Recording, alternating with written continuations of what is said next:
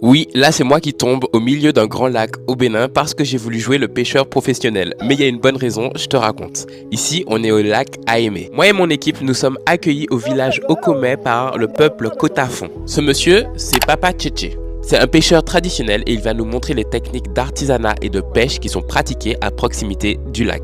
Et bien sûr, c'était très riche. J'ai appris énormément. Avec la feuille de cocotier, on peut faire énormément de choses. Notamment ce genre de petites palissades qui servent de base pour pouvoir construire des maisons, pour pouvoir construire des barrières.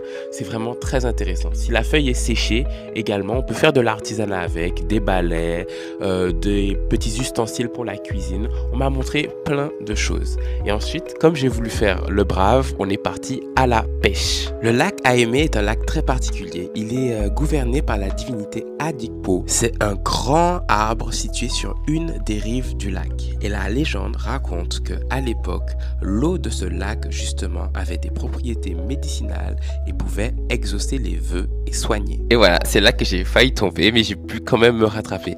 Et du coup, je me suis rendu compte que vraiment c'est un travail presque surhumain. Pour pouvoir pêcher, il faut une force physique et un équilibre très important. Après la pêche, on range notre matériel et direction la cuisine. Grâce aux ressources que nous offre le lac Aémé, on va pouvoir cuisiner plein de spécialités locales. On commence avec le bolou klaklo, c'est un beignet de maïs qui est frit avec des crevettes intégrées à l'intérieur. Dans ce plat, les crevettes ne sont pas intégrées fraîches. Elles vont d'abord être séchées puis fumées et une partie va être réduite en purée, l'autre partie va être intégrée en entier dans les beignets. Personnellement, je suis un grand fan de ce type de beignet, c'est un 10 sur 10.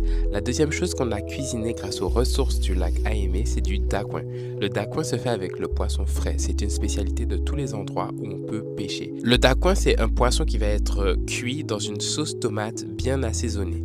Ensuite, une partie de la sauce tomate va être utilisée pour faire du piron. Le piron, c'est une pâte faite à base de farine de manioc appelée gari. Bref, une magnifique journée d'échange et de partage. D'ailleurs, si échanger avec des peuples authentiques t'intéresse, nous organisons le retour en Afrique Tour destination Bénin pour la période de décembre et janvier. Le concept, c'est de la ville au village. Objectif, vivre des moments humains vrais.